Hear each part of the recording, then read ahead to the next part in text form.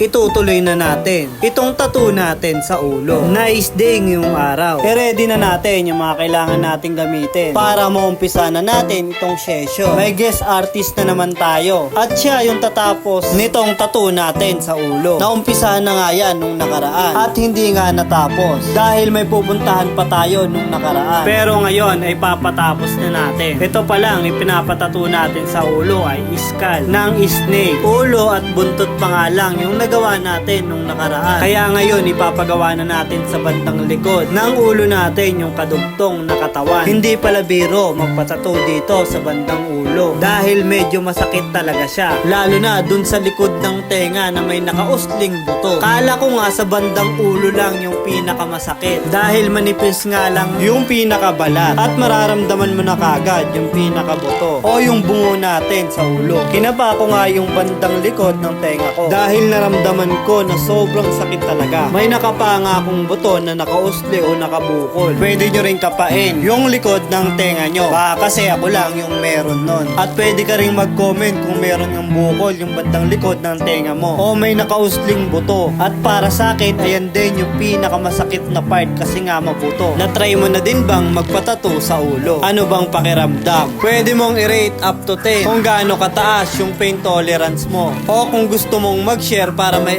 idea din yung ibang magbabalak din na magpatattoo sa ulo. Para sa akin kasi ito yung pinakamasakit na naramdaman ko sa lahat ng tattoo ko. Bukod sa alulod ng binti ko na may buto. Kapag kinapa natin yung binti natin sa alulod banda o sa harap ng binti, may makakapa tayo dyan na buto na manipis lang yung balat at halos buto na nga yung mararamdaman mo. Ayan kasi yung mga masasakit na part. Yung nakakapa mo na halos buto at manipis lang yung balat. At iba din yung pakiramdam doon sa likod ng tuhod na sobrang nipis lang yung balat. Magkakaiba yung pain na mararamdaman mo depende sa part na pagtatatuan mo. May mga part kasi na medyo saktuhan lang yung sakit. Kapag nilalining na, halos hindi naman masakit. May ibang part naman na parang biniblade na kapag nililinya. At dito naman sa part ng ulo na parang binubugo. Halos hindi mo na nga maintindihan yung pakiramdam basta masakit talaga siya. Naramdaman ko na kasi yung parang biniblade kapag nililinyahan na. Pero dito yung paglalining ay parang binububog na talaga. Grabe, sobrang sakit talaga yung mararamdaman mo. Kaya kung sakaling magbabalak kang magpatato sa ulo, mag-ipon ka ng lakas. Magpakondisyon bago magpatato. Dapat kalmado yung katawan mo para matiis mo yung pain na mararamdaman mo. Diyan nga ipinipicturean natin yung part na yan. Dahil nakakaramdam tayo ng sobrang sakit dyan. Hindi ko alam kung bakit. Kaya tinitignan ko sa picture kung saan na banda. Halos patapos na rin pala. At ayan na, binubulaan na para malinis na at makita na natin yung kinalabasan sa ginawa sa ating tattoo. Para din pala sa mga gustong magpatattoo, pwede kayong mag-PM dito sa page Sikap Jason. Kahit anong klaseng tattoo naman ay ginagawa natin. Maliit na tattoo o malaki man yan. Kaya pag-usapan na natin yung design na gusto mong ipatattoo, yung price at kung magkano yung budget mo para magawa din natin yung design na gusto mong ipatattoo.